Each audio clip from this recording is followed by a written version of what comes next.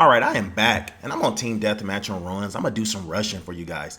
I wanted to talk about this article that came out, and it's from the #1 player in Call of Duty Ghosts. He gives the top 10 tips to help you improve your game. So I wanted to touch base and talk about these top 10 tips because I actually agree with them. Also, I'm going to put a link in the description to the article. It's going to be on the Camper Nation website. Yes, we have a website, campernation.com. You can come in there, talk Call of Duty, meet other people, and play with other people. In the meantime, in the background of the game, which I'm going to, of course, go to and everything, I'm trying a new gun out. It's an MTAR, and I'm actually going to rush for you guys so you can see how I rush and how well I do rushing, since everyone thinks I'm just this, camper that never comes out of his camping spot. And so I haven't really gotten used to this gun. I really don't know it well. So anyway, let's get into the top 10. So let's go into number 10. The number 10 thing he says is use a good controller. I actually agree with that. Now, not everybody can afford a SCUF controller and have these, buttons so they can do quick drop shots, but even with your regular Xbox controller, it's important that your controller is functioning properly. Like, I have about 5 controllers, and one button sticks, one right thumb. It's so loose that I turn quick. Having a good controller is essential. Everyone can't afford an expensive controller, but taking care of your controller and maintaining it definitely will give you an advantage. I've had controllers where I couldn't even drop my IEDs properly because the button was sticking. Now, number 9, I'm not so sure if I agree with necessarily. It says get some cream. He actually wants you to keep your hands lotioned up. And I can understand that because if your hands are sweating, sometimes it affects you. So he actually talks about that. I'm not going to get too deep off into that tip. If you got slippery hands, keep a towel next to you. Number 8, I definitely think is important. He put play with your pals. No man is an island, especially when it comes to Call of Duty. I actually agree with that. Anyone that plays with the Camper Nation notice their KDs instantly go up. Not necessarily that they're having the best games, but you tend not to have bad games. When you're alone and you're playing by yourself, often there's someone on the other team going 4-27, giving these people high score streaks. They're getting helo pilots on you. You're just in survival mode. But when you play with friends, a lot of times you guys win. The best players always play with a team. And now some people are hardcore and they do these hardcore call-outs. Not everyone's going to do that. But just playing with friends helps your game. And it's more fun. You have people to talk to. You don't have some randoms you got to mute or anything of that nature. Now let's get into number 7. He put, don't get angry.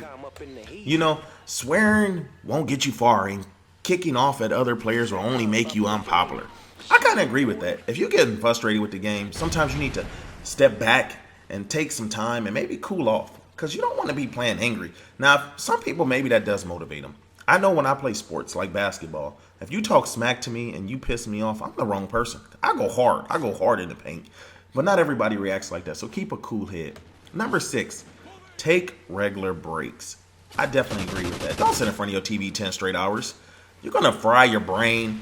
You're going to go night-night for real. People have died playing games too long. It's not that serious. Take some breaks. Drink some water. Stay refreshed. Stay alert. Number 5, which I find very important. Choose a comfortable seat.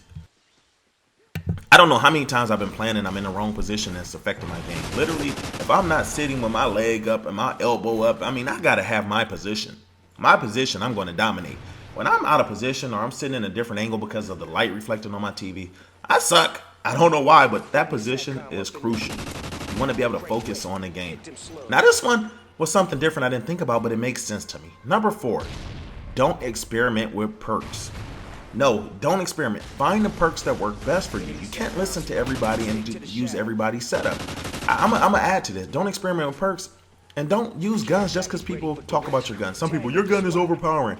That gun is weak. People are turds. The bottom line, some guns I play better with. I'm good with a Honey Badger. I may not be so good with another gun. It's nothing wrong with that. That's just the nature of the game. So find the perks that work best for you and go with it. You may amplify whatever it is. Find your setup and don't be afraid to use that. This is the #1 player in the world telling you this. I guarantee you he doesn't change his perks all the time. He probably has a great setup and he goes with it. Now, number 3. Play on a small television. Like a lot of people don't realize that there's a few disadvantages of playing on a 55-inch. I play on a 55-inch. Even from lag time, to even your focus. His whole thing is play on a smaller TV because you're actually more focused. You can see more of the screen. When you're on a big TV, you kind of got to look to the right, you got to look to the left. A small television, everything is right there in front of you. The top players, they're playing in front of a small screen. Trust me. Choose the right sensitivity. This is number 2. I definitely agree with this. Having the wrong sensitivity, you can overshoot someone, your aim will be off. Like a lot of times to me, sensitivity matters from guns. Like when I'm running with an LMG versus an SMG, LMG, I turn really slow. So when I switch to an SMG, I'm almost doing a circle when I go to turn. So definitely make sure you have the right sensitivity. You want to know the sensitivity that the #1 player in Call of Duty use? Number 4. He says choose one that works and stick to it. He uses 4. He's not on a 15. And this is the top player. Now, number 1, and I definitely agree with this, the right headset is vital. You know, you don't need the best headset in the world, but if you've never played with some Turtle Beaches or some Astros or some really good headsets, you don't know what you're missing. It totally changes the game up for you. I think the first time I put a headset on, I was playing Modern Warfare 3. And I put this headset on, I was like, oh my God, this is cheating. Like, I could hear things that I never heard before. You don't realize all the things that you hear, like even from people walking in the distance, grenades landing behind you. The game is changed up. So anyway, that's the top 10 tips. I'm going to have a link to it, Camper Nation. Definitely check out the website. Now let's get into the game. Look at this. I'm 15-7. I'm doing all right. The score is, we're down 3, 64-67. I'm rushing with a gun I'm not familiar with. If you notice this whole game, I stayed away from the tower. And look, that's how you go in there. You go in there, you spray, and get out.